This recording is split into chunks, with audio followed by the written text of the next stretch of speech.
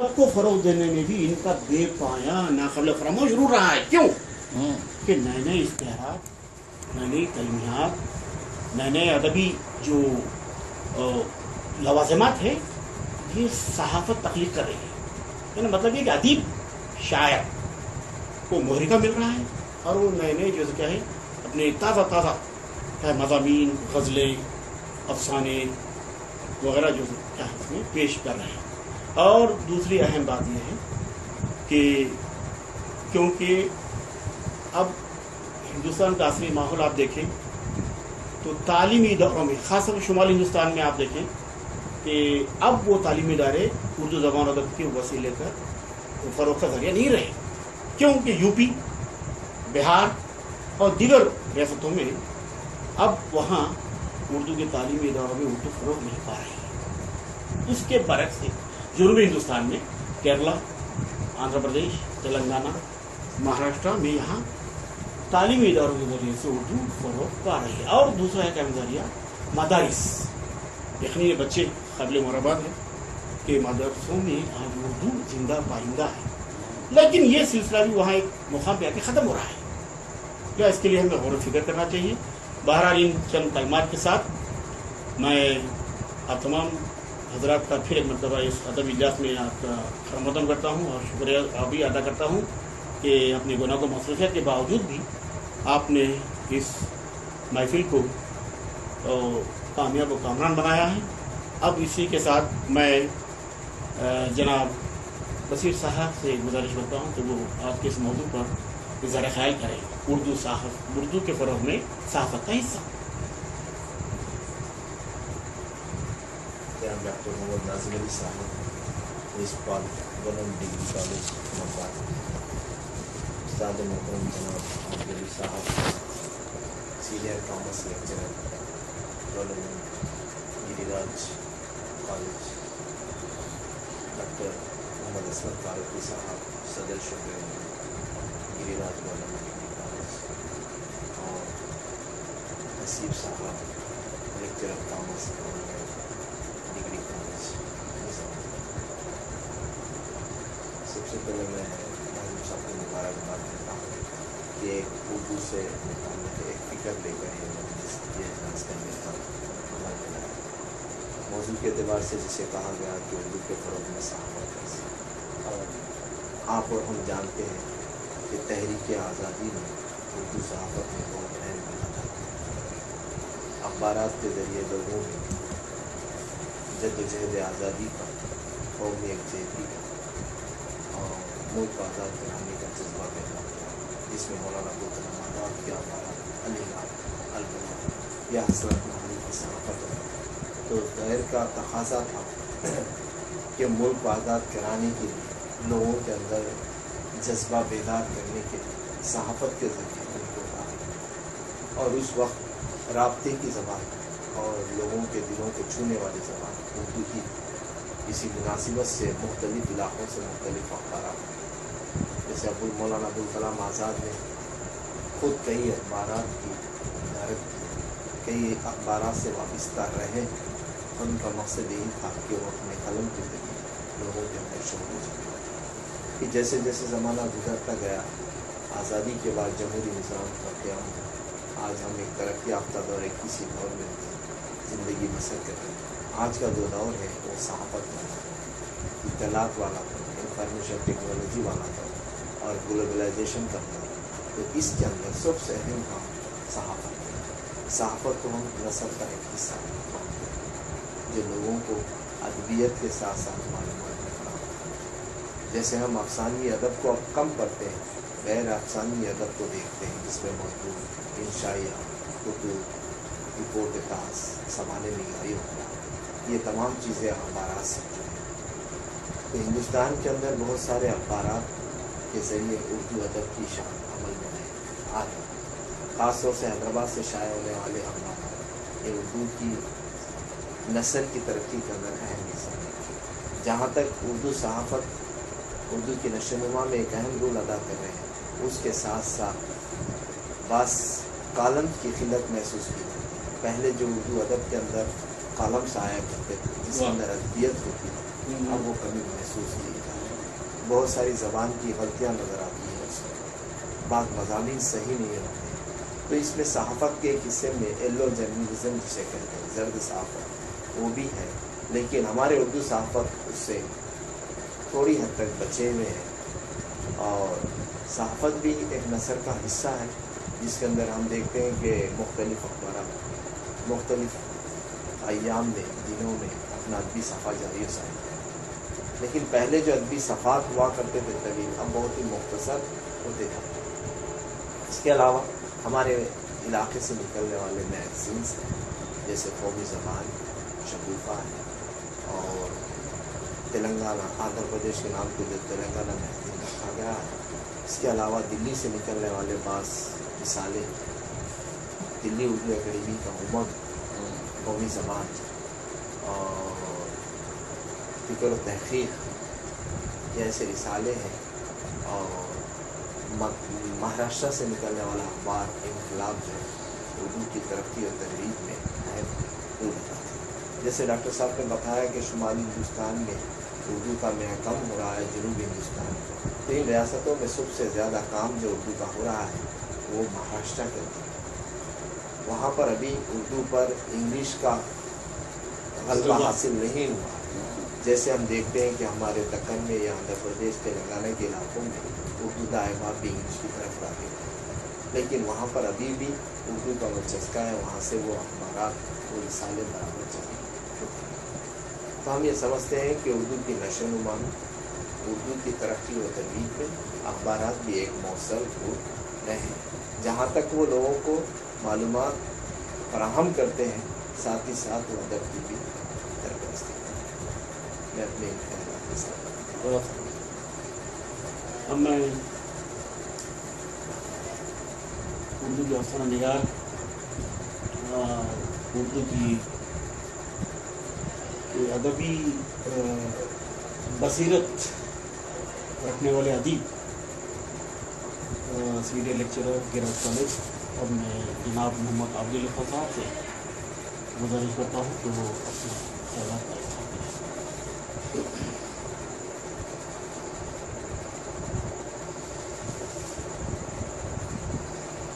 جناب ڈاکٹر محمد ناظم علی صاحب, principal government degree college.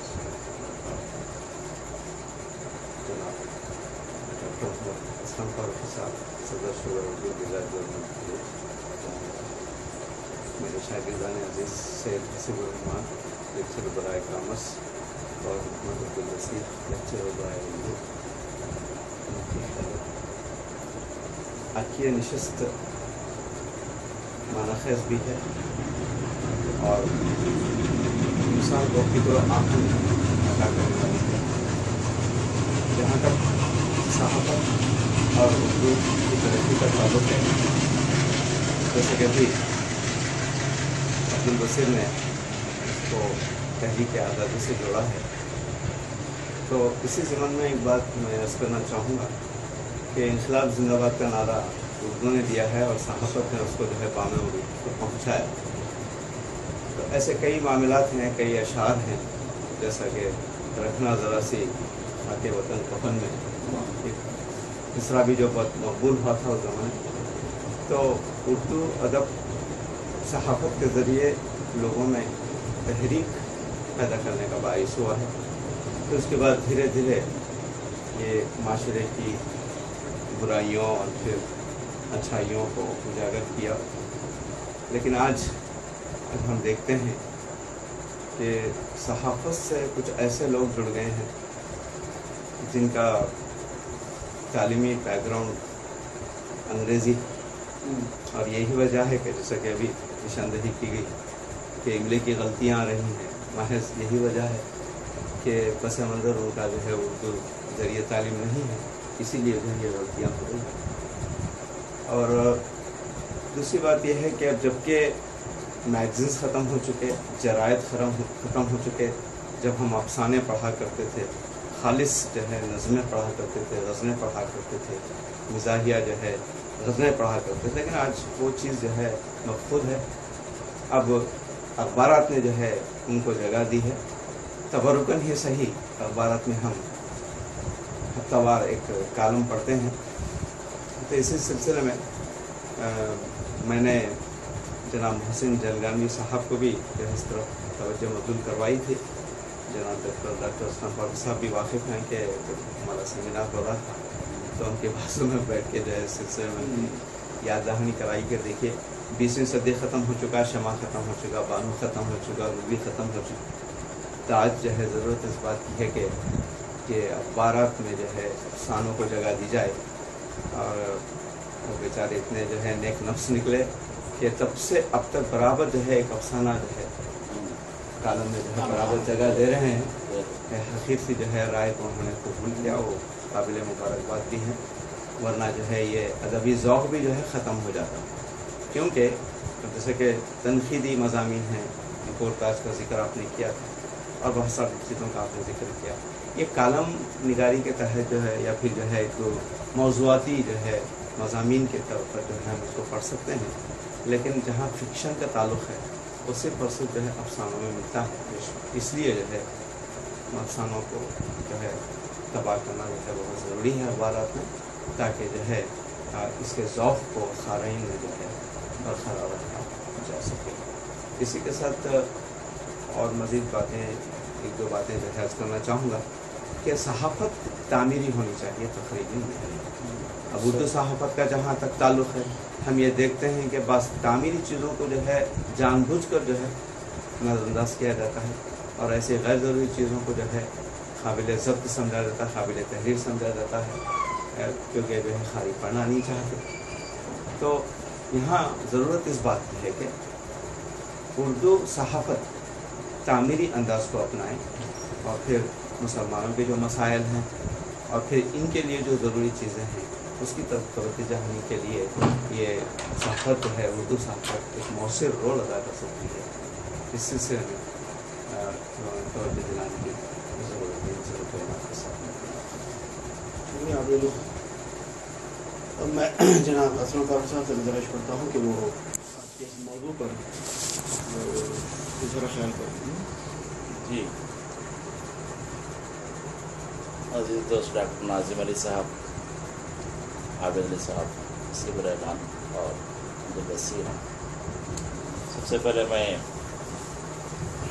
Urdu کے حقیقی قائد ناظم صاحب کو مبارکباد پیش کرتا ہوں کہ وہ جذباتی واقع ہوئے ہیں اور کوئی چیز ٹھان لیتے ہیں تو اسے انجام تک پہنچاتے ہیں.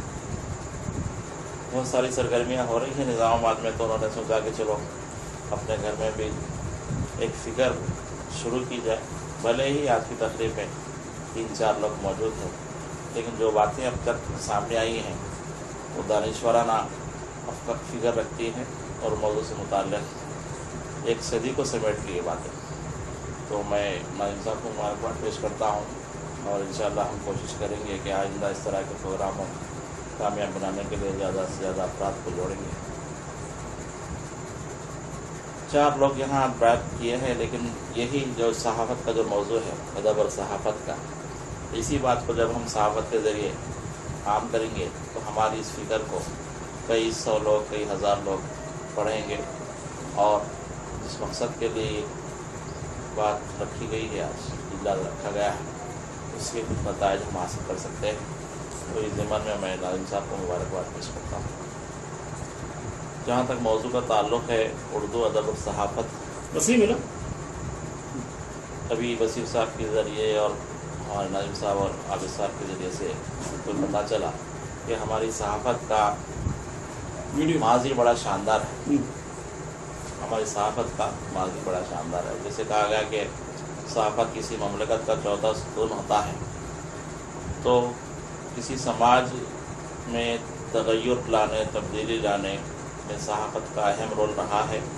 اور جیسے کہ جامع جہانما کی جو صحافت ہے وہاں سے جو شروع ہوا ہے، پھر ایک اردو کے پہلے شہید صحافی مولوی محمد باقر، یہی جو آزادی کی بات تھی تو حق کی آواز بلند کرنے کے لیے جو صحافت نے جامع شہادت بھی نوش فرمایا، اس کا سلسلہ جاری ہے. اور 20ویں صدی کی ابتدا میں ابوالکلام آزاد، مولانا محمد علی جوہر، پھر اس سے پہلے سر سید احمد خان، یہ سب ہمارے پاس صحافت کی مثالیں موجود ہیں، اور قلم کو انہوں نے ہتھیار کے طور پر استعمال کیا اور اپنی آواز کو، اپنی فکر کو دوسروں تک پہنچانے کے لیے۔ آزادی کے بعد 50 سال کی ہماری تاریخ ہے۔ سیاست کا جیسے ہم ذکر کرتے ہیں کہ جگر صاحب نے اپنے پورے جگر سے اس اخبار کو سینچا، اور آپ یہاں جتنے بھی لوگ موجود ہیں ہم سب یہ اخبار پڑھ کر بڑے ہوئے ہیں۔ میں خود بھی آج اپنی کلاس میں بچوں کو کہتا ہوں کہ اپنا املا درست کرنے کے لیے اخبار کا مطالعہ بہت مفید ہوتا ہے، اور کہیں نہ کہیں ہم یہی اخبارات پڑھتے ہوئے اپنا جو ملازمت کا جو معاملہ رہا ہے، امتحانات کو کامیاب کرنے کا، اپنی خیال کو ظاہر کرنے کا معاملہ رہا ہے، اس میں ہم کہیں نہ کہیں آگے بڑھیں۔ اب دیکھیے کہ ہم کو فکر کے ساتھ جائزہ لینا ہے کہ اردو صحافت اور اردو زبان اور صحافت یہ موضوع ہے، لیکن اردو کس مقام پر ہے، صحافت کس مقام پر ہے۔ صحافت کے تو حالات سامنے آ رہے ہیں۔ اب اردو بحیثیت زبان اپنی بقا کے لیے لڑ رہی ہے۔ ویسے ہم ایسی ریاست میں رہتے ہیں جہاں پر اردو کا بول بالا ہے، آج بھی اردو رسم الخط نظر آتا ہے، اور ہمارے اسکول میں بچے آج بھی اردو پڑھ رہے ہیں، لیکن عمومی طور پر جو ماحول آج سے 20-25 سال پہلے ہم دیکھے تھے اردو کا، اس سے پہلے ہمارے والدین جو دیکھے تھے، آج وہ ماحول نہیں رہا ہے۔ صرف ضابطے کی کارروائی کے لیے اردو زبان رہ گئی ہے، اردو اخبارات بھی اپنی بقا کے لیے جدوجہد کر رہے ہیں۔ حال میں ایک نیوز آئی تھی کہ جیسے یہ تو پکی بات ہے کہ ای ٹی وی اردو اور ای ٹی وی جتنے چینل ہے، یہ جو ہے بڑے تجارتی اداروں کو فروخت کر دیے گئے ہیں ٹی وی 18 کے نام سے، اور یہ جو ہے بھگوا گروپ جسے کہتے ہیں ان کا گروپ ہے یہ ایک اردو کا چینل تھا، لیکن معاشی فکر کی وجہ سے وہ لوگ ادھر چلے گئے۔ سیاست کے بارے میں بھی ایسی اطلاع آئی تھی کہ وہ لوگ بھی جو ہے کوئی بڑے ادارے کو بھیج دے رہے۔ ابھی لیٹسٹ اطلاع وزیر کے ذریعے بھی معلوم ہوئی کہ معاشی حالات کی وجہ سے وہاں کے جو ریگولر امپلائیز ہیں ان کو زبردستی استعفیٰ لے لیا گیا ان سے، اور ان کو جو ہے ایک لمسم اماؤنٹ کے طور پر تنخواہ دی جا رہی ہے، ویج بورڈ کے تحت تنخواہ ملے۔ تو اخبارات اپنی بقا کے لیے جوجھ رہے ہیں، اور وہ سرکولیشن بھی دن بدن گھٹتے جا رہا ہے۔ پھر اخبار کے قاری بھی کم ہو گئے ہیں، پھر اخبارات اپنی بقا کے لیے جیسے کوشش کر رہے ہیں کہ پھر مفادات بھی ہے کہ سیاست بھی اس میں آ گئی ہے، دوسرے اخبارات جیسے آ گئے ہیں، تو ہر شخص اپنی بقا کے لیے کام کر رہا ہے۔ ابھی دیکھو یہ سیاست اخبار کی بہت ساری خدمات رہی ہیں، لیکن اس کے پیچھے بھی اگر ہم کہیں دیکھیں تو ان کے اپنے مفادات بھی رہے۔ 12% تحفظات کو لے کر انہوں نے مہم چلائی ہے۔ کل آج کے اخبار میں بھی اطلاع ہے کہ چیف منسٹر نے وعدہ کیا ہے کہ وہ اسمبلی میں۔ تو یہ اردو اخبارات کا رول جو رہا ہے سماجی خدمات کا۔ اردو ادب سے متعلق جو بات چل رہی ہے وہ یہ ہے کہ اب ہم سپلیمنٹ تک محدود ہو گئے۔ سیاست اخبار جیسے ہفتے کا سپلیمنٹ ہے وہ بھی ترتیب سے نہیں لگایا جاتا ہے۔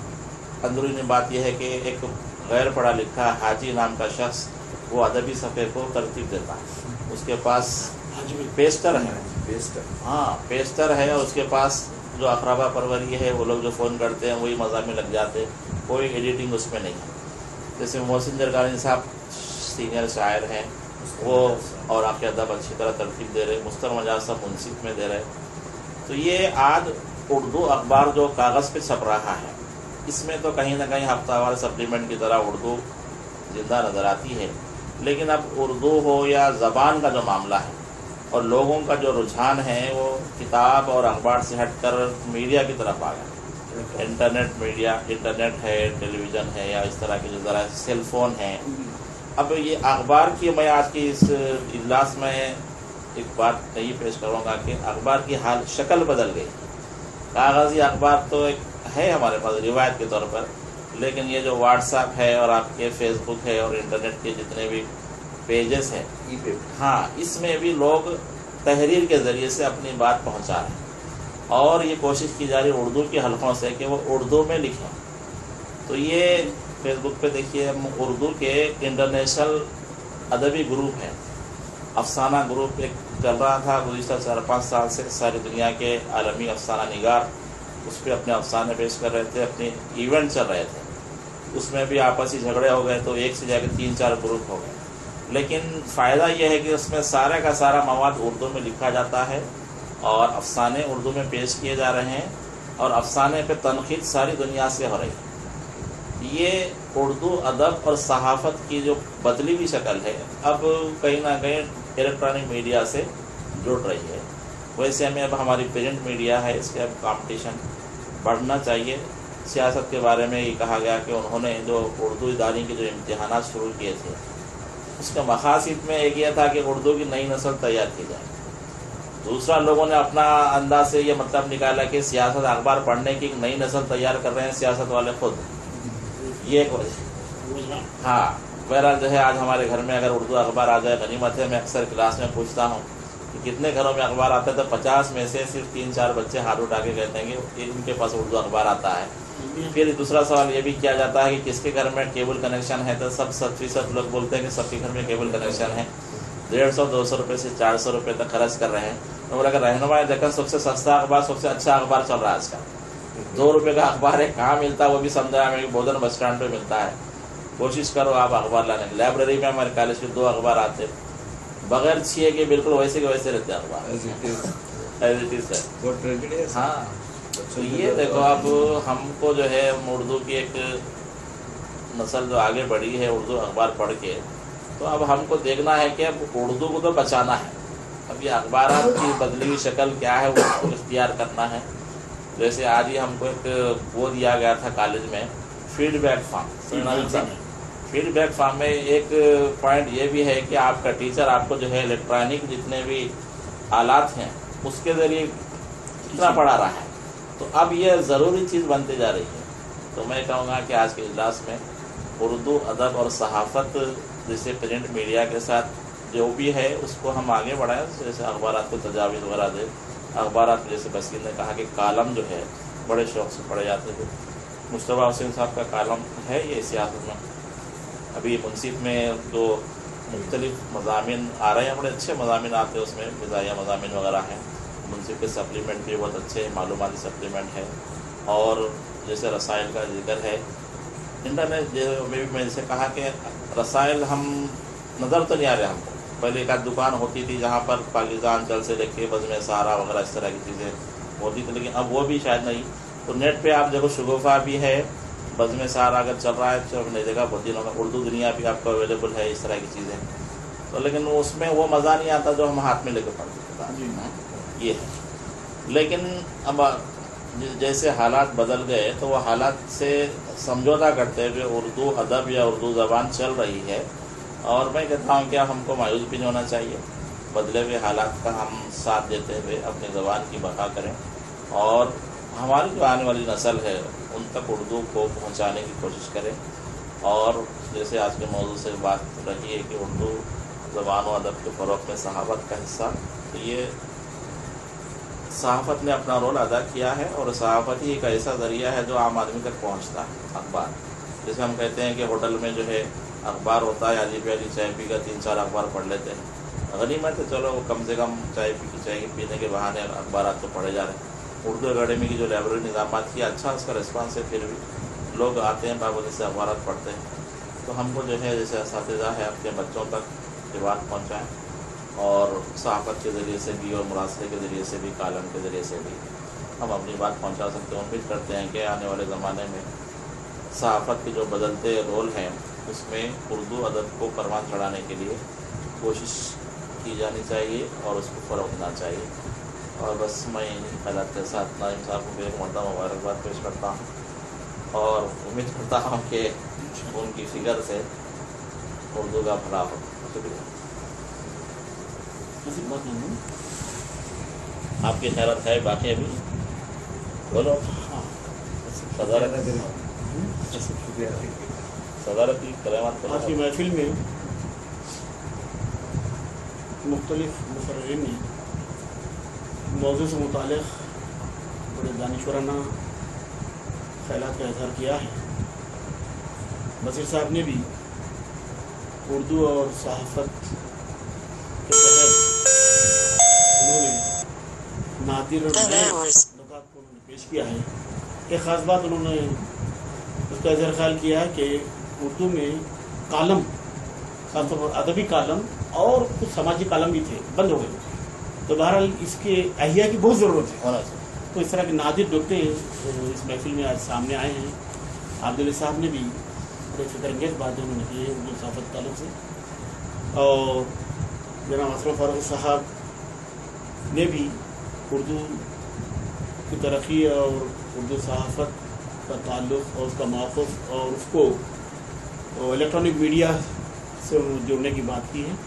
یقیناً میں کہتا ہوں کہ ای پیپر تو ہے، لیکن کئی ایسے سیمیناروں میں بہت بحث چلی ہے کہ صاحب ٹی وی کے ذریعے سے، الیکٹرانک میڈیا کے ذریعے سے جو مواد آتا ہے وہ آنکھوں کے سامنے آتا ہے، آنکھوں سے چلے آتا ہے، لیکن جو پرنٹ میڈیا سے یعنی اخبارات رسائل سے جو چیز کالے حرفوں سے جو چیز آتی ہے وہ بڑی دیر پا ہوتی ہے اور شخصیت کو سنوارتی ہے. تو بہرحال ہم کوشش یہ کریں کہ نئی نسل میں کہ اردو کو عام کرنے کی کوشش کریں اور یہ ترغیب دے کہ کم سے کم ایک اردو اخبار تو منگائیں تاکہ اس سے اسلامی معلومات بھی ہوں اور خود اپنی دنیا میں اطراف اپنا میں کیا ہو رہا ہے کم سے کم اتنا احساس تو گھر کے افراد خاندان کو.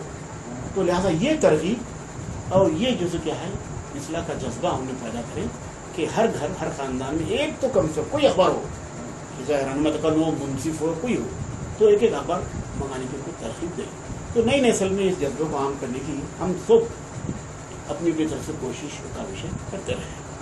بہرحال میں تمام دانشوروں کا شکریہ ادا کرتا ہوں کہ انہوں نے آج کے اس موضوع پر انصاف بھی کیا ہے اور اپنے اچھے عمدہ اور نادر خیالات کو انہوں نے پیش کیا ہے. میں ان کا شکریہ ادا کرتا ہوں. اب میں حسیب الرحمان صاحب سے گزارش کرتا ہوں کہ وہ اپنے اظہار کلمہ تشکر پیش کریں. شکریہ ادا کرتا ہوں. استاد محترم جناب محمد علی صاحب، جناب ڈاکٹر محمد نظرانی صاحب پرنسپل ڈگری کالج موٹا، ڈاکٹر اسلم فاروقی صاحب، بصیر صاحب،